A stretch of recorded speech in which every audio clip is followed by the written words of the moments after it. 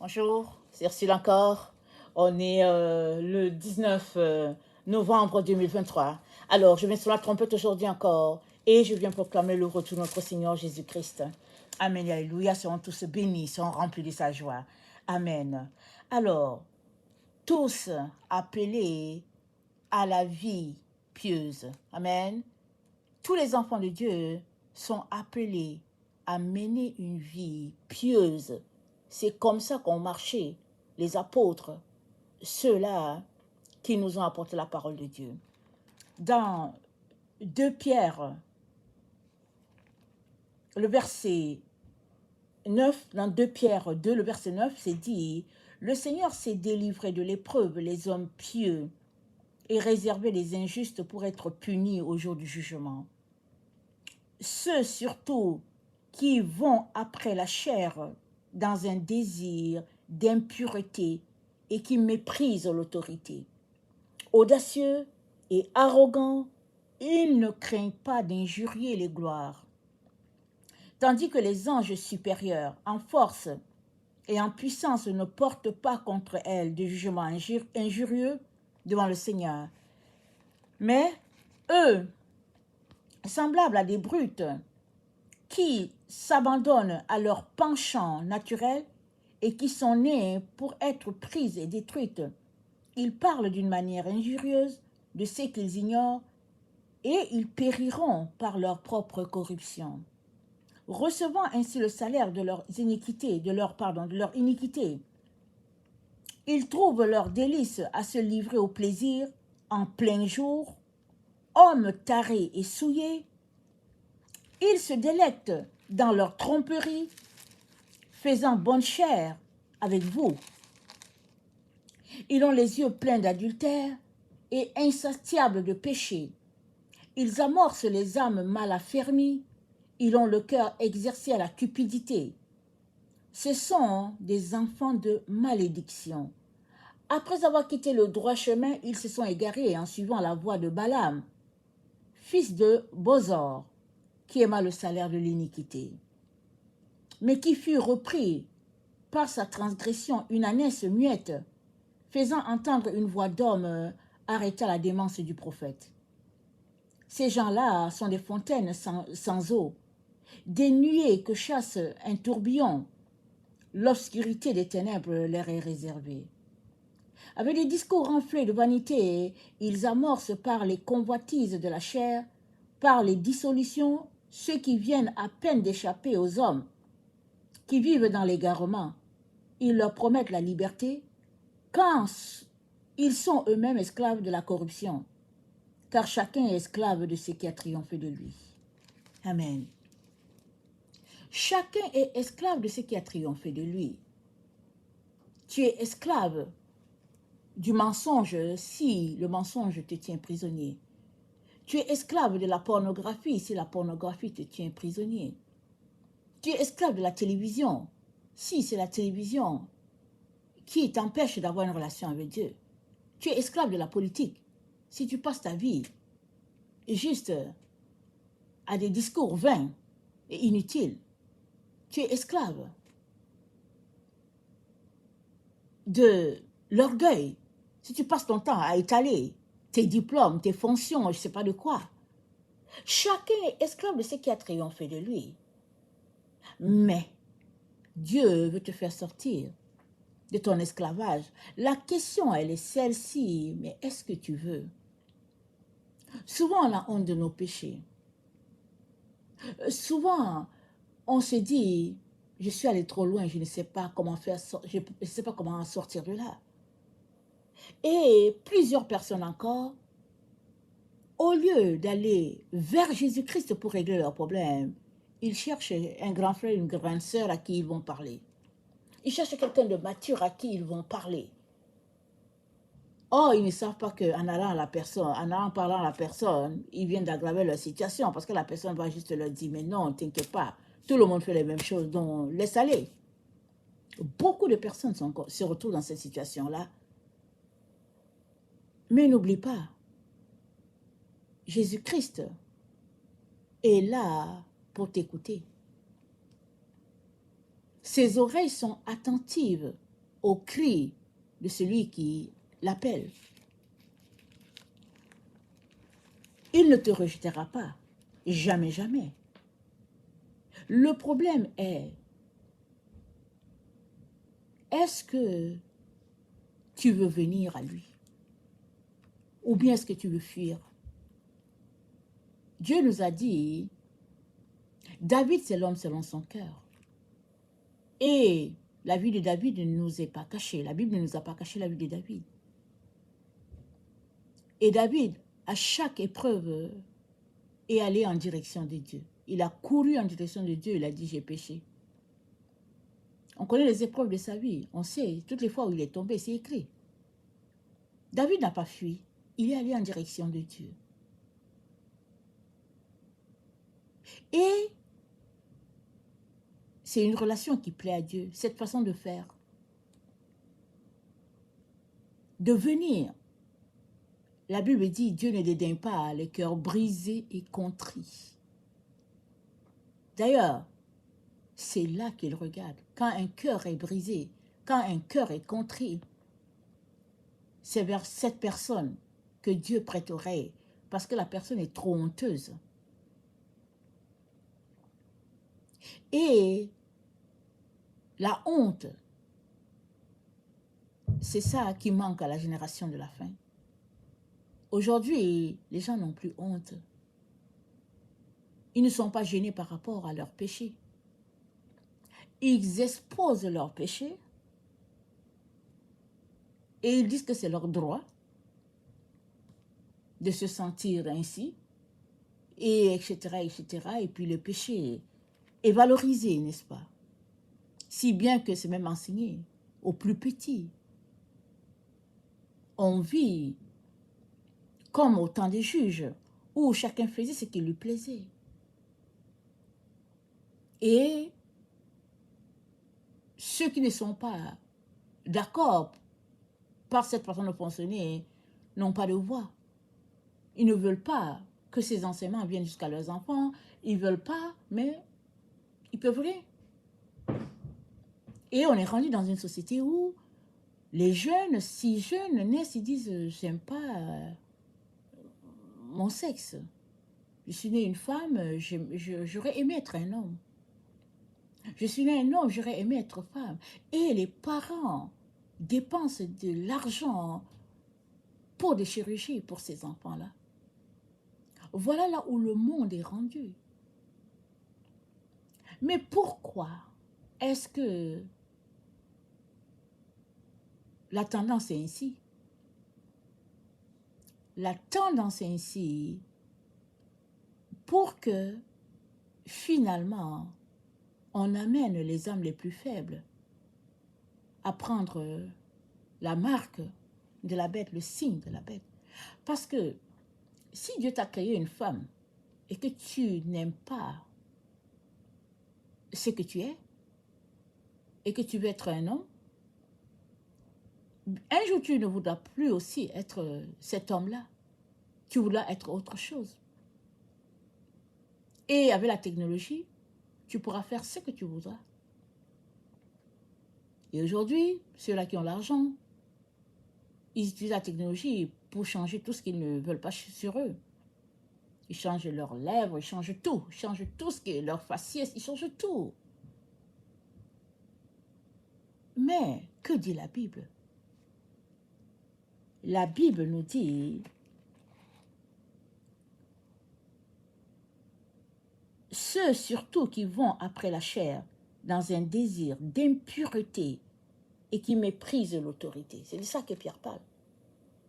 Ils vont après la chair et ses désirs. Ils courent après ces choses-là qui n'ont pas de valeur, parce que la chair, ce n'est que de la boue. C'est de la terre, ça n'a pas de valeur. Elle prend de la valeur quand tu te concentres à éduquer ton âme, ton esprit à être comme l'esprit du Seigneur. Quand tu éduques ton esprit à être soumis à l'esprit de Dieu, que tu apprends à adorer Dieu en esprit et en vérité, c'est là que tu donnes une valeur à ton corps. Sinon, ton corps est juste comme le corps d'un animal et ça n'a pas de valeur. Mais les gens ne comprennent pas cela, ils ne saisissent pas cela. Et ils sont adonnés à toutes sortes de pratiques qui opposent Dieu. Et le Seigneur nous dit qu'il y a un jugement pour ces comportements-là. Indésireux, il y a un jugement.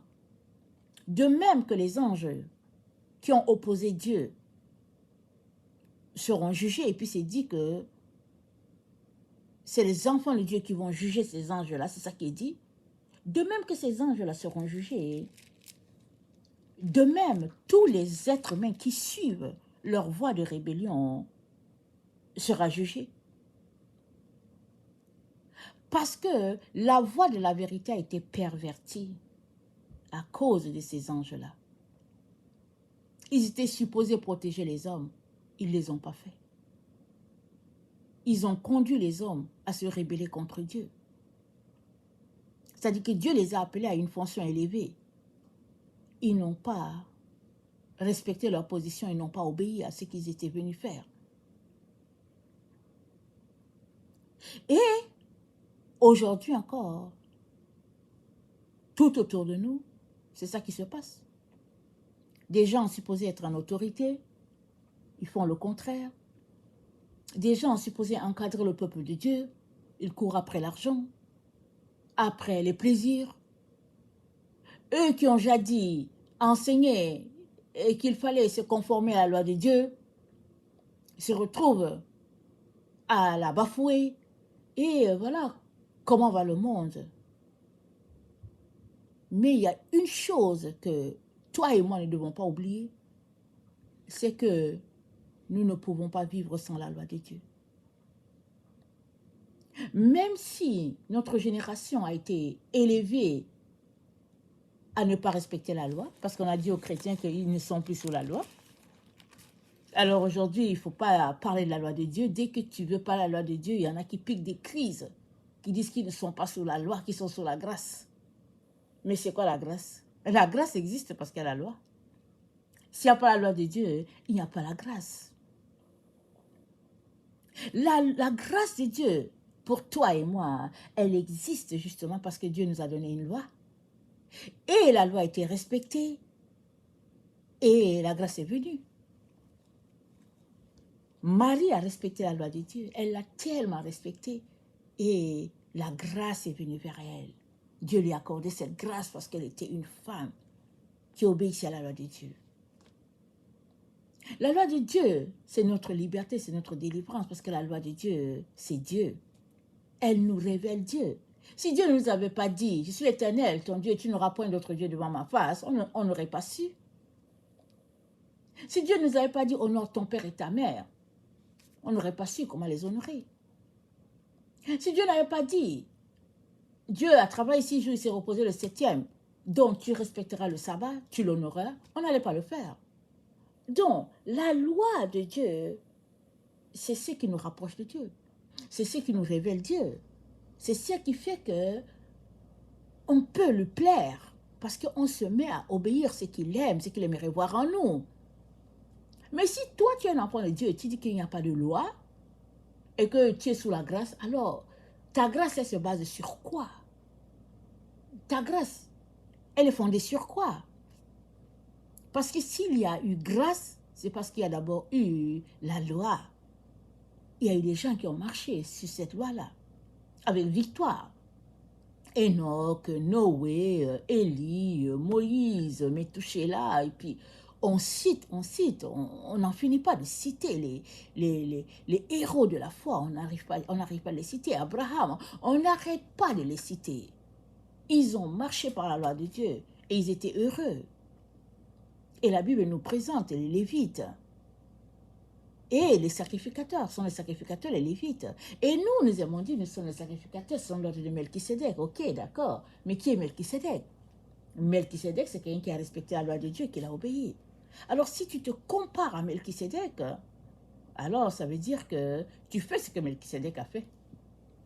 Parce que si tu te compares à Melchisédek, parce que Jésus-Christ t'a acquis la position, Alors laisse-moi te dire que Jésus-Christ n'a point péché. Jamais, jamais il n'a péché. Raison de plus pour que toi, tu ne puisses pas pécher. Mais que se passe-t-il dans notre temps? Les gens pêchent, aller, retour. Ils font ce que la Bible a interdit. Ils se conforment de manière vraiment désinvolte. Et ils clament haut et fort qu'ils sont sous la grâce et qu'ils sont les enfants de Dieu. Alors, nous sommes devant nos propres vies, comme on peut le dire, appelés à marcher d'une manière pieuse, parce que c'est ce que Dieu attend de chacun d'entre nous. Et le même Pierre nous dit, dans 2 Pierre 1, il nous dit, au verset 18, il dit, « Et nous avons entendu cette voix venant du ciel lorsque nous étions avec lui sur la sainte montagne. Et nous tenons pour d'autant plus certaine la parole prophétique à laquelle vous faites bien de prêter attention, comme à une lampe qui brille dans un lieu obscur, jusqu'à ce que le jour vienne apparaître et que l'étoile du matin s'élève dans nos cœurs. » Amen. Cette parole, amen, prophétique, c'est-à-dire la parole de Dieu, c'est une lampe. C'est une lampe qui est là et qui nous donne de continuer d'espérer. Mais c'est quoi la parole de Dieu? C'est la loi de Dieu. Ce sont les commandements de Dieu. C'est ça la parole de Dieu. Et Jacques nous dit que la parole de Dieu, elle est faite pour être mise en pratique. Parce que si tu dis que tu es un enfant de Dieu, et que tu es sous la grâce, et que tu l'aimes, et puis voilà, tout ce que tu dis, tout ça c'est beau. Mais tant que tu ne mets pas en pratique ce que Dieu attend de toi, alors tu parles dans le vide.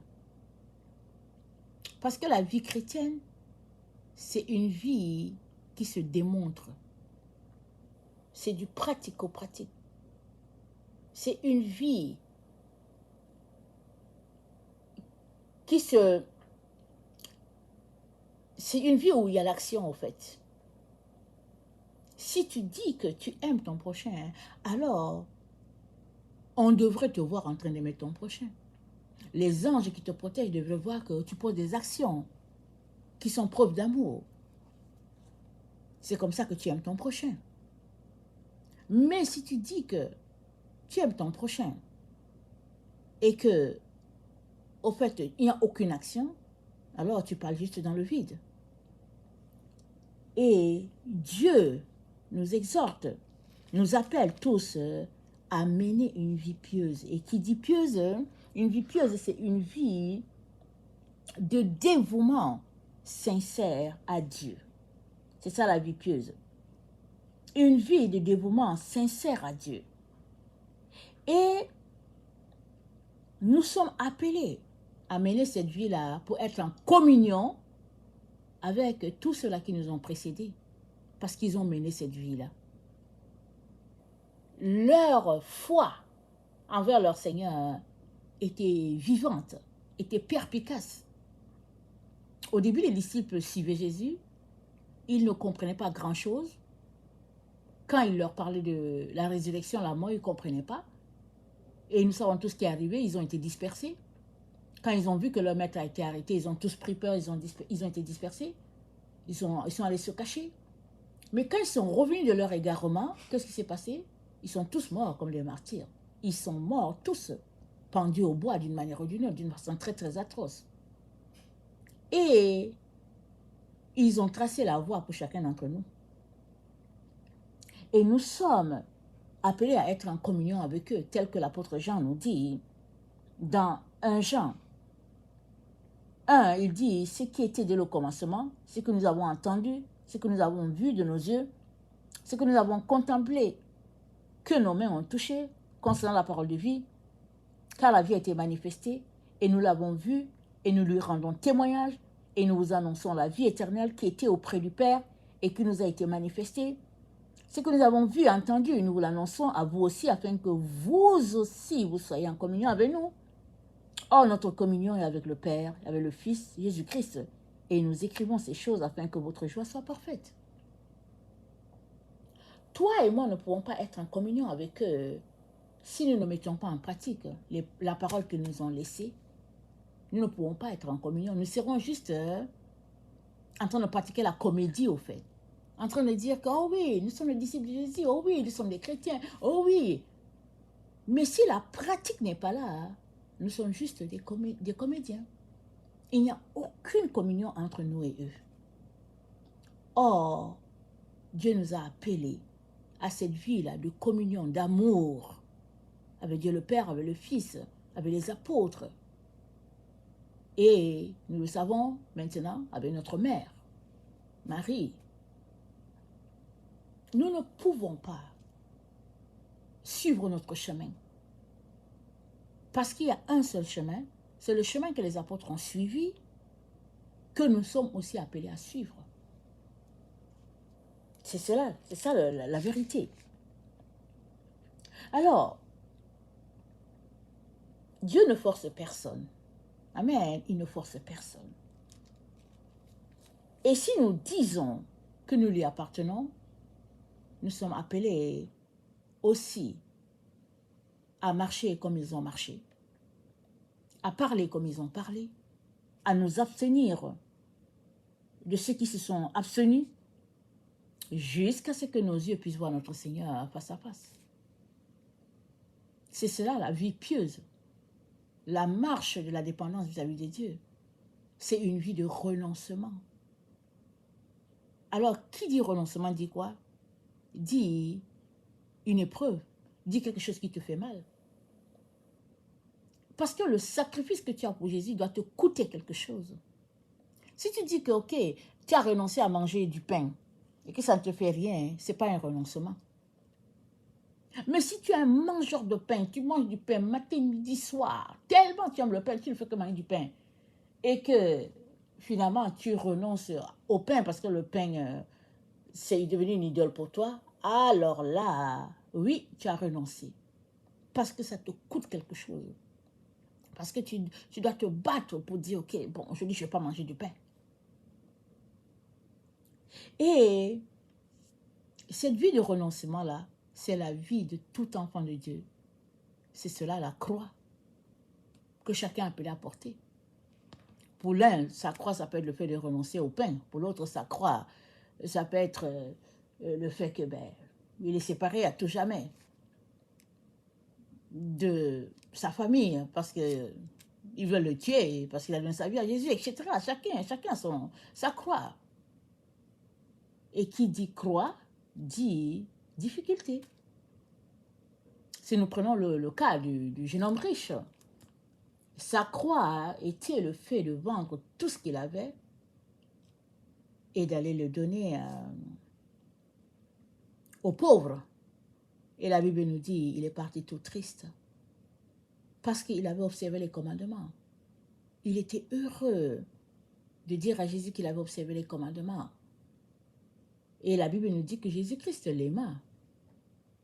Mais quand Jésus-Christ lui a dit de partager ce qu'il avait avec ceux qui étaient dans le besoin, alors là a commencé le vrai texte, la vraie épreuve de sa vie. Ça a commencé là. Et la Bible nous dit, il est parti tout triste. Ça, c'était sa croix qu'il a refusé de porter. Je ne sais pas quelle est la tienne, c'est toi seul qui sais. Moi, je connais ma croix. Mais la tienne, je ne la connais pas. Mais en tant qu'enfant de Dieu qu'il aime, tu es appelé à porter ta croix. À un moment donné, quand ça sera compliqué, Dieu enverra un Simon t'aider. Mais Simon va t'aider jusqu'à une certaine distance. Mais toi, tu devras porter ta croix jusqu'au bout, jusqu'à ton calvaire à toi. Jusqu'à ton Golgotha, tu devras porter ta croix jusque-là. Jusqu'à l'endroit où tu seras cloué une bonne fois. Et Dieu va dire, ça y est, il est mort maintenant. Il est mort en lui complètement. Elle est morte. Elle est morte. Là, elle m'appartient complètement. Jusqu'à cet endroit-là, tu dois porter ta croix. Et c'est comme ça que ta vie pieuse va produire de la semence, mais pour pouvoir aussi nourrir un grand nombre. Et voilà à quoi nous sommes appelés. Dans 2 Timothée 2, le verset 3, Paul dit, souffre avec moi comme un bon soldat de Jésus-Christ. Il n'est pas le soldat qui s'embarrasse des affaires de la vie s'il veut plaire à celui qui l'a enrôlé. Et l'athlète n'est pas couronné s'il n'a pas combattu suivant les règles. Il faut que le laboureur travaille avant de recueillir les fruits. Comprends ce que je dis, car le Seigneur te donnera de l'intelligence en toutes choses. Souviens-toi de Jésus-Christ, issu de la postérité de David, ressuscité des morts selon mon évangile, pour lequel je souffre jusqu'à être lié comme un malfaiteur, mais la parole de Dieu n'est pas liée. Donc, l'athlète n'est pas couronné s'il n'a pas combattu suivant les règles. Es-tu en train de combattre selon les règles? Et quelles sont les règles? Les règles appartiennent à Dieu. Ce sont ses commandements qui sont les règles. Comment peux-tu dire qu'il n'y a pas de commandement pour toi? Comment peux-tu dire qu'il n'y a pas de loi pour toi? Comment? Parce que les règles du combat, c'est la loi de Dieu. Ce sont les commandements de Dieu. En tant que ses enfants, nous sommes appelés à chérir ces commandements-là. Parce que ce sont des lumières. Parce que c'est le sentier. Ta parole est une lampe à mes pieds, une lumière sur mon sentier. Je ne sais pas si je l'ai inversé. Ta parole est une lampe à mes pieds, une lumière à mes pieds, une lampe à mes pieds, une lumière sur mon sentier. Excusez si je l'inverse, on dirait que je l'inverse. Mais la parole de Dieu, c'est une lumière, c'est une lampe. Et ça va grandissant. L'éclat de cette lumière va en grandissant quand tu pratiques la parole de Dieu. Quand tu la mets en application dans ta vie. Quand tu renonces à la chair. Quand ta bouche est prête à dire quelque chose, mais toi, tu mets un cadenas à ta bouche pour dire non, je ne veux pas le dire. Quand tu es prêt à utiliser tes émotions pour faire quelque chose de mal, mais là, tu te retiens parce que tu aimes tellement Jésus que tu dis non, aujourd'hui, je vais marcher dans l'amour. C'est ça. C'est ça, la marche pieuse à laquelle Dieu s'attend pour chacun de ses enfants qu'il aime. Voilà à quoi il nous appelle. Et il ne nous laisse pas seuls, parce que la vie de l'esprit, elle n'est pas vivable par la chair, elle est juste vivable par le Saint-Esprit en nous qui vit cette vie-là en nous. Et Dieu nous appelle tous à cette vie-là afin de pouvoir régner avec lui aussi dans la Nouvelle Jérusalem. Voilà à quoi il nous appelle, chacun pour sa part. Et rien n'est compliqué pour qui le veut et pour qui aime son Dieu. Rien n'est compliqué. Mais les choses deviennent difficiles quand tu suis juste les autres. Les choses deviennent difficiles quand tu ne le veux pas, mais parce que tu veux le paradis, alors tu te dis, ok, bon, je veux pas aller en enfer, alors je vais me forcer. Non, si c'est sur ça qu'est basée ta foi, il faut que tu revises ta foi. Que tu viennes encore devant Dieu. Parce que il ne faudrait pas que tu marches, tu suives Jésus parce que tu ne veux pas aller en enfer. Ce mobile-là n'est pas bien. Tu es appelé à suivre Jésus parce que tu as réalisé que il est tout pour toi. Tu as réalisé que c'est ton sauveur. Tu as réalisé qu'il t'aime et en retour, tu veux l'aimer. Là, tu vas aller loin avec lui. Mais si tu veux juste parce que tu as un intérêt quelconque, puis tu ne veux pas aller en enfer, et puis alors tu dis, ok, je vais suivre Jésus, ce sera difficile pour toi de te rendre jusqu'au bout parce qu'à chaque étape, il y a des épreuves. Il y a des épreuves à chaque étape.